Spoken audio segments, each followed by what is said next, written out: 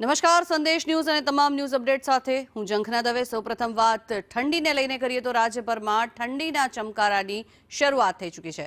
ઉત્તર તરફથી ફૂંકાતા પવનના કારણે થઈને ઠંડીમાં વધારો થયો છે, ત્યારે 20 જિલ્લાઓમાં તાપમાન 20 ડિગ્રીથી પણ નીચું નોંધાયું છે। ગાંધીનગરમાં સૌથી ઓછું 14 ડિગ્રી તાપમાન નોંધાયું, ત્યારે અમદાવાદમાં 15 ડિગ્રી તાપમાન નોંધાયું। આ તરફ વડોદરામાં પણ 15 ડિગ્રી તાપમાન નોંધાયું છે। વાત ડીસાની કરીએ તો ડીસામાં 15.6 ડિગ્રી, સુરતમાં 16.4, દમણમાં 17.4 ડિગ્રી અને ભુજમાં 17.8 ડિગ્રી તાપમાન નોંધાયું છે। કંડલામાં 15 ડિગ્રી તાપમાન નોંધાયું, ત્યારે રાજકોટમાં 15.7 ડિગ્રી તાપમાન નોંધાયું છે, ત્યારે દીવમાં 14.5 અને મહુવામાં 15.5 ડિગ્રી તાપમાન નોંધાયું છે। આ તરફ કેશોદમાં 16.5 ડિગ્રી અને પોરબંદરમાં પણ 16 ડિગ્રી તાપમાન નોંધાયું છે।